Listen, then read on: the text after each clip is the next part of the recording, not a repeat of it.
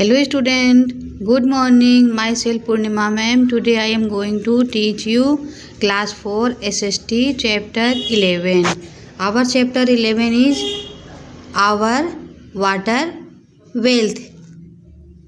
हमारे चैप्टर 11 में क्या पढ़ेंगे हम लोग आज? हमारे वाटर मीन्स होता है पानी और वेल्थ मीन्स धन दौलत। तो हम अपना चैप्टर 11 में आज पढ़ेंगे हम हमारी जल संपदा। हमारे चैप्टर 11 में हम अपनी जल संपदा के बारे में पढ़ेंगे कि हमारे जल संपदा में क्या क्या है। वाटर, फर्स्ट है water A previous resources. Water एक मूल्यवान स्रोत है, एक मूल्यवान क्या है रिसोर्सेज को फर्स्ट टॉपिक पढ़ेंगे कि वाटर हमारा एक प्रीवियस रिसोर्सेज है, हमारा एक कीमती क्या है रिसोर्सेज है। मीन्स क्या होता है? संपदा है ना। हमारा फर्स्ट टॉपिक है water a resources previous resources. Previous means होता है स्टूडेंट्स कीमती या बहुमूल्य। रिसोर्सेज मीन्स संसाधन। पानी एक कीमती संसाधन है, बहुमूल्य संसाधन है। Our earth is peculiar because 3/4 of its cover surface cover in water. हमारी पृथ्वी पेक्यूलर है, मीन्स हमारी पृथ्वी एक अनोखी है क्योंकि इसका 3/4 भाग पानी के सतह से ढका हुआ है। पृथ्वी की 3/4 भाग पानी की सतह से घिरा हुआ। आप देखिए ना अर्थ में ये हमारा जो अर्थ है इसमें ज़्यादातर पानी है और बहुत कम लैंड है। That why it is called blue planet. इसीलिए इसको हम नीला ग्रह भी कहते हैं क्योंकि इसमें पानी की वजह से नीला नीला है। पानी ज़्यादा इसमें है, 3/4 भाग पानी है और 1/4 भाग लैंड है। इसीलिए इसको हम क्या कहते हैं अपनी अर्थ को? Blue planet. Life is not possible on the earth without water. धरती पे बिना पानी के रहना बहुत असंभव, बहुत मुश्किल है। Water is one of the major natural resources. धरती पर पानी एक बहुत बड़ा साधन है, प्राकृतिक संसाधन है। We use water in many way. हम पानी को बहुत सारे तरीके से इस्तेमाल करते हैं अपने दैनिक, डेली माने रोज़मर्रा की ज़िंदगी में, रोज़मर्रा की ज़िंदगी में। We use water for drinking, पीने के लिए पानी, कुकिंग आवर फूड, अपने खाना बनाने के लिए पानी, नहाने के लिए, कपड़े धोने के लिए और बहुत सारे चीज़ों के लिए हम पानी का इस्तेमाल करते हैं। Fresh water is most previous substance of earth. Substance means क्या होता है स्टूडेंट? पदार्थ है। प्रीवियस मैंने हम आपको बताया है ना कीमती। तो हमारे पृथ्वी पर साफ पानी सबसे कीमती बहुमूल्य पदार्थ है। Water can neither be added nor be subtract from the earth. पृथ्वी पे ना तो पानी को बढ़ाया जा सकता है, जोड़ा जा सकता है, ना घटाया जा सकता है। मीन्स पृथ्वी पे ना तो पानी को कम किया जा सकता है और ना ही बढ़ाया जा सकता है। The total volume remain constant it about only seems very because it is in constant motion. ये पानी की जो आयतन मात्रा जितनी है वो हमेशा एक बराबर मात्रा में रहती है। हम हमेशा जब देखते हैं उसको एक विशाल पानी को देखते हैं क्योंकि ये एक गति होती है। मोशन मीन्स होता है गति होती है। Cyclone cyclone through the ocean air land because again through the process of evaporation precipitation and run off. ये एक गति होती है जो समुद्र के द्वारा हवाओं को ज़मीन पर ले आने और वापस ले जाने की प्रतिक्रिया होती है, जिससे क्या होता है ये इवोपरेशन मीन्स आप जानते होंगे, आपने जूनियर क्लास में पढ़ा होगा ना, वाष्पीकरण या भाप बनता है। और प्रीवियस मीन्स होता है तेज़ी से भाप बनता है और जो बारिश के पानी को एक जगह इकट्ठा करके सब काम करते हैं। रन समुद्र के द्वारा जाते हैं, नहर में, समुद्र में जाते हैं, नहर, तालाब और इस सब में पानी आते जाते रहते हैं। तो ये एक प्रोसेस होता है, प्रतिक्रिया। we know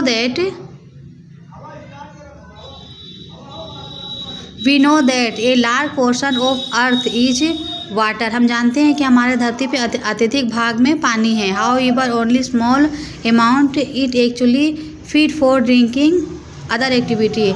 लेकिन कुछ ही मात्रा में कुछ ही मात्रा में पानी जो है वो फिट बैठता है हमारे पीने के लिए और अन्य गतिविधियों को करने के लिए।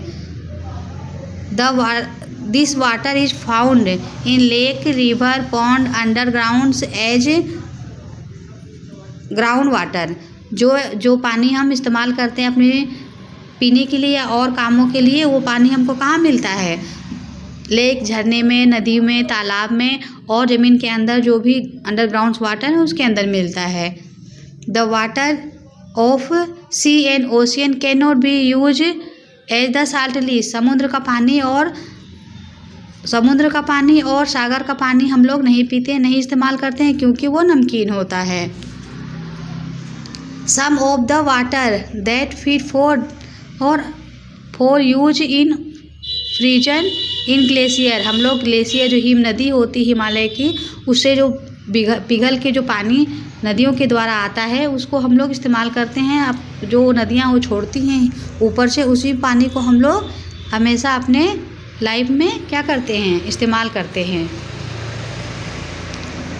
प्रोवाइडिंग वाटर, हमें पानी कैसे मिलता है? In place where there are river, water be clean and supplied the drinking water। वह जगह जहाँ पे नदियाँ और नदियों के पानी को साफ करके हम उस पानी को पीते हैं। It is also for irrigation, और यह सिंचाई के लिए भी इस्तेमाल किया जाता है। In the place where sufficient ground water is available. जहाँ पानी की मात्रा कम होती है वहाँ पे सफिशिएंट, जहाँ पानी की मात्रा क्या होती है बच्चों? पर्याप्त मात्रा में पानी होता है, वहाँ वेल आर डग, कुआं खोदा जाता है। ज़मीन के अंदर जहाँ पानी की मात्रा पर्याप्त मात्रा में पानी होती है वहाँ ज़मीन के अंदर कुआं खोदा जाता है। और tubewell are well in which pump installed. उसी जगह पे हम ट्यूबवेल आप लोग देखे होंगे ना गांव में, ट्यूबवेल उस जगह पे कुआं खोद के उस जगह पे ट्यूबवेल लगाया जाता है, जिससे पानी बरसात के पानी को इकट्ठा करके बिजली या डीजल के द्वारा उसको चलाया जाता है पंप को। They are commonly use in farm providing water for irrigation. जो हमको खेतों में सिंचाई के लिए पानी मिलता है। आप लोग ने ट्यूबवेल देखा होगा अपने गांव में, ट्यूबवेल से पानी खेतों में सींचता है ना। इरिगेशन कैनाल सा, नहर भी हमारे सिंचाई का एक साधन है। यहाँ देखिए इरिगेशन कैनाल भी आपने देखा होगा, गांव में अक्सर नहर भी मिलती हैं। इरिगेशन कैनाल आर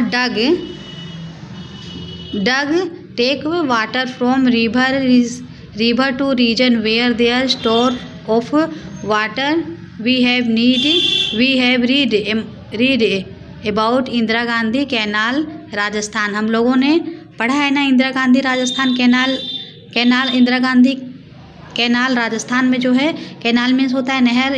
नहर भी सिंचाई का एक महत्वपूर्ण साधन है ना। ये भी कुएं की तरह ये भी खोद के बनाया जाता है, नदियों से खोद के उस क्षेत्र में ये ले जाया जाता है जहाँ पे पानी की मात्रा बहुत कम होती है। जैसे राजस्थान में पानी नहीं होता है तो वहाँ पे हमने इंदिरा गांधी कैनाल बनाया है और वहाँ पे पानी दिया जाता है। और ये राजस्थान में किस जगह पे है ये नदी? तो it take water from Sutlej river. North west area, Rajasthan के नॉर्थ से वेस्ट इलाकों में है। सतलज नदी से पानी लेके और बनाया जाता है कैनाल। राजस्थान में इंदिरा गांधी कैनाल बनाया गया है। River, lake and ponds are natural sources fresh water. साफ और ताज़ा पानी का स्रोत कहाँ पे है? नदी में, तालाब में, नदी में, झील में और तालाब में ये प्राकृतिक स्रोत है हमारे साफ पानियों का, पीने के पानी के लिए। The river is form from melting snow of Himalaya mountains. ये नदियाँ, जो कुछ नदियाँ बदलती हैं हिमालय पर्वत के बर्फ़ से पिघलने को, उसको पेरिनियल रिवर्स कहते हैं, जिसमें गंगा, यमुना, इंडस, ब्रह्मपुत्र और भी कुछ नदियाँ हैं। देज river have water through the year. इस नदियों में सालों भर पानी रहता है। The river of peninsular India, प्रायद्वीप भारत, जो नीचे हमने पढ़ा था ना, साउथर्न प्लेट्यू और डेक्कन प्लेट्यू, उसको प्रायद्वीप इंडिया भी कहते हैं ना, प्रायद्वीप पठार, प्रायद्वीप इंडिया। तो प्रायद्वीप की नदियाँ कैसी हो, जिसमें गोदावरी, कृष्णा, कावेरी, ये सारी नदियाँ हिमालय से नहीं निकलती हैं। ये नदियाँ बारिश के ऊपर निर्भर रहती हैं और ये गर्मियों में सूख जाती हैं। Lake and pond also depend on rain water. कुछ झरने और तालाब भी, कुछ झील और तालाब भी होते हैं जो बारिश के ऊपर निर्भर रहते हैं। A dam is barrier blocked and store flowing water. Dam, हम लोग नदियों के ऊपर बांध बनाते हैं ना, डैम बनाते हैं, आपने सुना होगा, आपने पढ़ा भी होगा। डैम बनाते हैं, डैम एक घेरा होता है, उसको घेर के बनाया जाता है पानियों को एक जगह स्टोर करके। इट इज स्ट्रक्चर, ये बनाया जाता है सीमेंट का और लोहे का, स्टील का, लोहे का, नदियों के ऊपर बनाया जाता है और नदियों के साइड में भी बनाया जाता है। Peoples dam to keep rivers flowing water. नदियों पे लोग क्या करते हैं, बांध किस लिए बनाते हैं? बांध इसलिए बनाते हैं कि उस पानियों को वो एक जगह जमा कर सकें, पानी के बहाव को एक जगह रोक सके। दे हैव हैवी रेन, जिसमें बहुत, जब ज़्यादा बारिश होती है तो वे लोग उस बांध को एक जगह जमा कर सके, जिसमें वो ऊंचा जब उठता है, ऊंचाई तक वो जाता है। द फोर्स क्रिएटर, जो और ऊंचाई पे जब वो जाता है तो उसके बल से बनता है, क्रिएटेड माने बल से बनता है, रशिंग थ्रू द पाइप, और उसको एक पाइप के द्वारा वो लोग उसको क्या करते हैं, उसमें लाते हैं, इस पाइप में लाते हैं। आल्सो डैम के द्वारा उस पाइप में उसको रशिंग उसको उस पाइप के द्वारा लाते हैं, उसकी भरपाई की जाती है। और the flowing water use make wheel, एक पहिया, टर्बन स्पाइन, एक पहिया जो घूमता रहता है, उसके अंदर जब डैम लगता है तो उसके अंदर एक मशीन रहता है, उसमें एक पहिया लगा रहता है जो घूमता है, पानियों को घुमाता है। ऊंची जब पानी जब बहुत ऊपर हो जाता है तो उसको एक पहिया घुमाता है, टरबाइन स्पाइन। टरबाइन क्या होता है स्टूडेंट? टरबाइन होता है एक मोटर का पंखा। मोटर, जैसे किसी मोटर में एक पंखा लगा रहता है तो पहिए के द्वारा उस पंखे को घूमता है और वो पानी की गति को क्या करता है, ऊंचा, उसको पानी को इस तरह मिक्स करता है जैसे आटा हम लोग सानते हैं, आप लोग घर पे देखे होंगे ना, खूब मत में किसको किया जाता है तो खूब तेज़ उसको पंखे को चलाता है, जिससे वो टरबाइन पंखा जब घूमता है तो जनरेट इलेक्ट्रिसिटी आर मशीन, उससे उस मशीन के द्वारा टरबाइन पंखा, मोटर का जो पंखा होता है वो क्या करता है, बिजली उत्पन्न करता है, बिजली बनाता है। दे प्रोड्यूस इलेक्ट्रिसिटी, उससे ही बिजली उत्पन्न होती है। The power is known as hydro electric power, और उस बिजली से क्या, उस बिजली के पावर शक्ति को क्या कहते हैं हम लोग, हाइड्रो इलेक्ट्रिक पावर। तो स्टूडेंट्स आप लोग हाइड्रो इलेक्ट्रिक पावर क्या होता है समझ में आ गया? टरबाइन क्या है, एक टरबाइन एक प्रकार का मोटर का पंखा, जैसे किसी चीज़ में आप किसी मशीन में एक पंखा घूमता है ना, तो मशीन के साथ एक टरबाइन्स है, टरबाइन में से एक पंखा की तरह घूमता है, उसको घुमाता है मोटर से, जिससे बिजली पैदा की जाती है। वो पानियों को खूब तेज़ उसको घुमाता है जब पानी खूब ज़्यादा हो जाता है डैम इसीलिए बनाया जाता है। Some major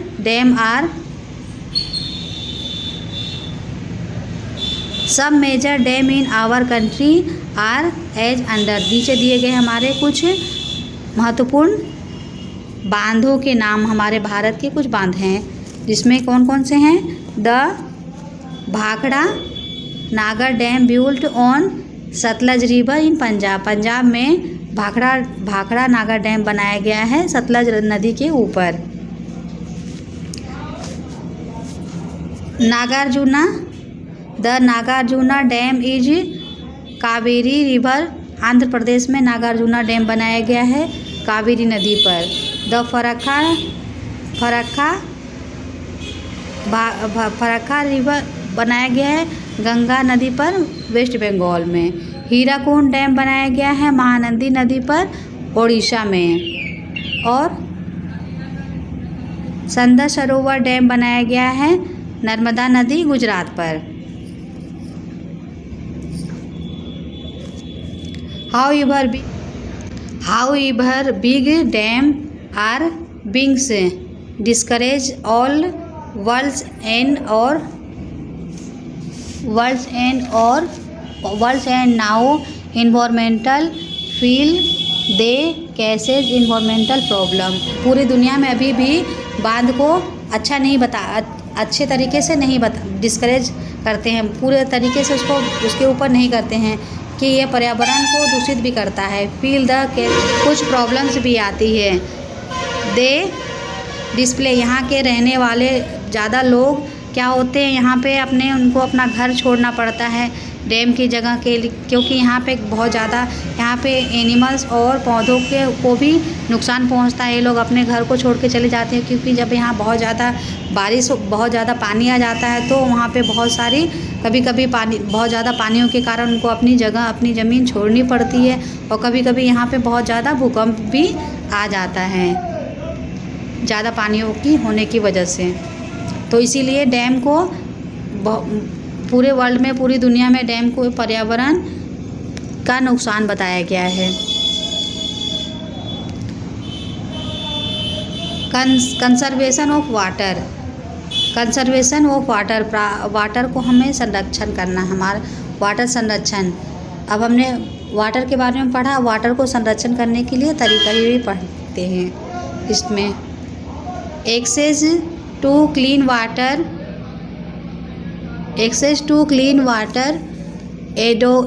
created water sources a major problem the world in facing today। आजकल हमको साफ पानियों की दिक्कत पूरे संसार में इस दिक्कत को देखना पड़ रहा है। हर जगह इतना पानी होने के बाद भी हमें साफ पानी का बहुत ज़्यादा समस्या है इस आजकल के दौर पे। Step have be taken conserve the previous resources. इस बहुमूल्य स्रोत संसाधन को हमें रोकने के लिए कुछ कदम उठाना पड़ेगा। इवन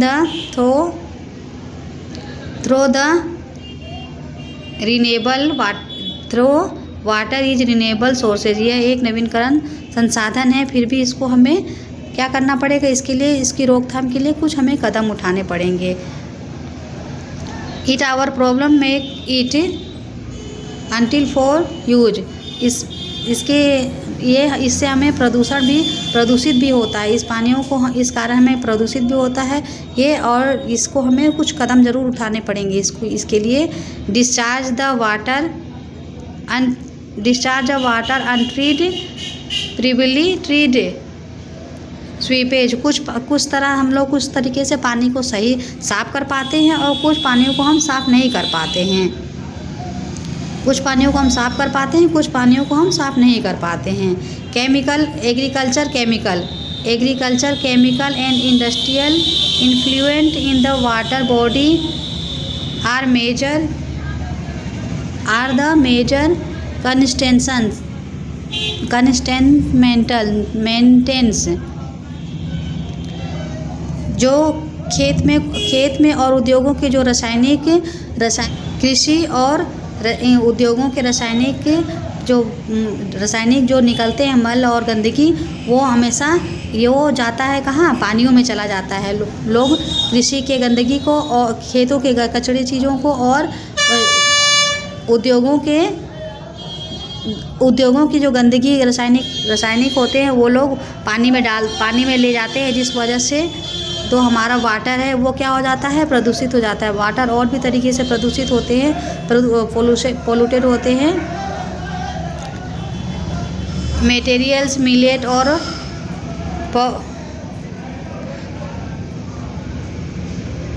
प्लास्टिक्स से बहुत ज़्यादा क्या होता है, chemical rich human body through the water. इन सारे मेटल से, इन सारी चीज़ों से क्या होता है, जो रासायनिक नुकसान होता है वो हमारे रासायनिक पदार्थ होता है, जो खराब चीज़ें वो हमारे पानियों के द्वारा हमारे मनुष्य के शरीरों में भी पहुंच जाते हैं। वाटर पोल्यूशन, पानी प्रदूषण water pollution can control the trimming these influentiality before the realising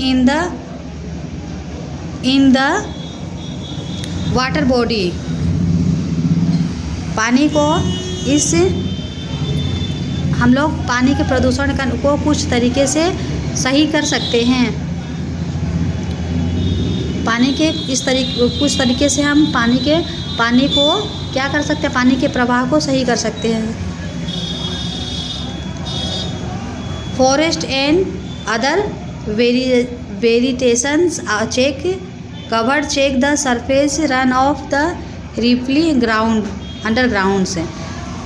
जंगल और दूसरे वनस्पतियाँ जो हैं वो पानी के गति को, पानी के जो बहने की गति है उसकी भरपाई अंदर ले जाके करती हैं, जिसको हम अंडर वाटर हार्वेस्टिंग कहते हैं।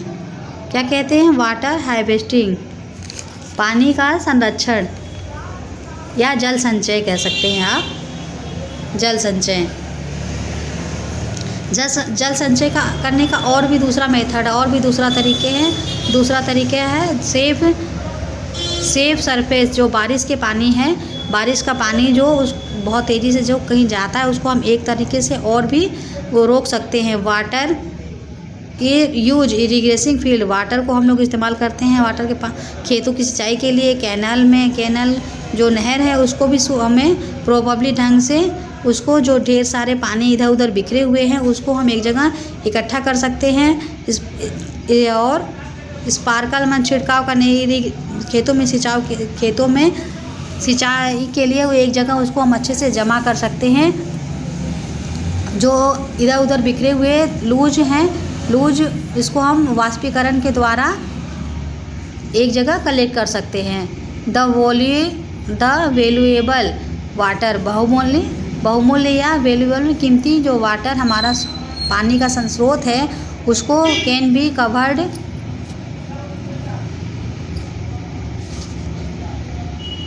B conserved by adopting the means of conservation. पानी के जो इस बहुमूल्य पानी के स्रोत को एक संरक्षण करते हैं, जिसको हम एक गोद लेना भी कहते हैं। एडोप्ट माने उसको एडोप्ट करते हैं उसका संरक्षण को, इसका मतलब होता है adopt the means of conservation. That's all, thank you. देखिए स्टूडेंट्स, ये पानी को क्या कर रहा है, रेन वाटर रिसोर्सेज, ये जल संचय कर रहा है। बारिश के पानी को संग्रह करने का एक तरीका भी है, ये एक वाष्पीकरण है। और इस तरीके से तीनों प्रकार के मेथड से पानी को एक जगह, बारिश के पानी को कलेक्ट किया जाता है। That's all.